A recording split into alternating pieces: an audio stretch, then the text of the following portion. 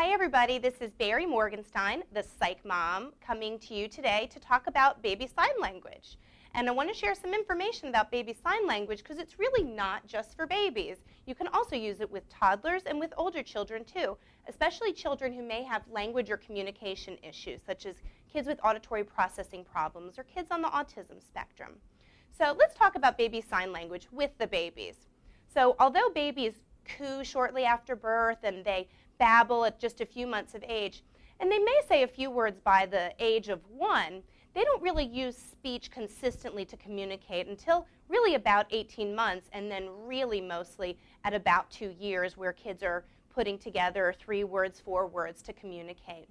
So however, babies are able to use some signs consistently by about the age of 10 months, and then their vocabulary continues to build as time goes on.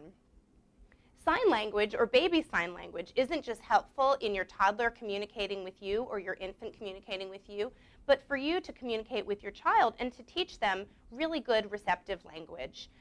You can teach your child really good vocabulary words and concepts that are really hard to understand just through speech alone. So for example, if I sign the word ball while saying ball, it's going to be easier for your toddler to make the connection between this round object that I'm making with my hands and this round object that's here. Otherwise, if I say ball and this wide variety of toys I have here, it might be harder for your child to understand. So it teaches the concept that way. Ball is called an iconic sign because it looks like a ball. Some other iconic signs that are really great to teach your child that are very easily learned and helps them with the vocabulary would be banana, because it looks like I'm peeling banana, or book, because it looks like I'm reading a book, or eat, or food. That's really helpful too. And also teaching them really complicated concepts that kids don't really learn until they're much older, such as together, or next to, or on top of. Those are much more complicated concepts, but using sign language really helps kids learn them easier. So what's the best time to learn or teach baby sign language? Well, if you have the option, teaching your child at about 5 months is really a good time to start, because then you can continue building on what you're showing them. However, it's really never too late. If your child is 10 months, start now. If your child is 2 years, that's okay, start now, because you can still teach them great concepts and they can communicate more complicated concepts to you that they might not even know the word for. So just keep signing and your baby will be able to communicate with you. I remember when my daughter was 18 months, she and I actually had a turn-taking conversation with each other through sign language. She told me that it wasn't time for her to take a nap and that she was still hungry, and we talked about what it was that she wanted to eat. And so not only did she have very little frustration telling me what she wanted, it was really neat bonding for us. Then by the time she was just a few months older, she was actually signing 30 signs, some of them very consistently.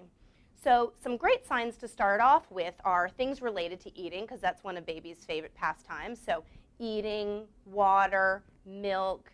My daughter loves her Cheerios, so we signed O's all the time. People that you talk about, mama, dada.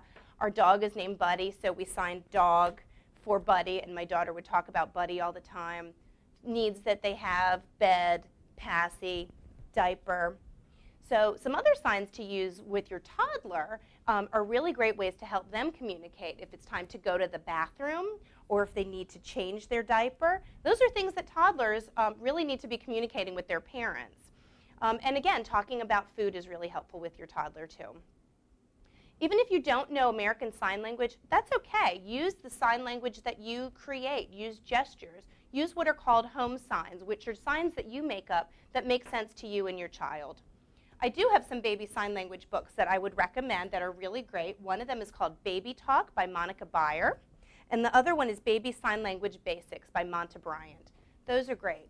And also, if you live here in Charlotte and you're interested in learning more about baby sign language, and perhaps you have a parenting group or a mommy's group or a school group, and you'd love to have me come to your school or group and have me teach you some basics of baby sign, I'm happy to do that. If you have any questions, comments, or thoughts that you want to share with me about baby sign language or any other topics, feel free to put them on my blog at thepsychmom.com, post them on my Facebook page, or tweet me. See you later.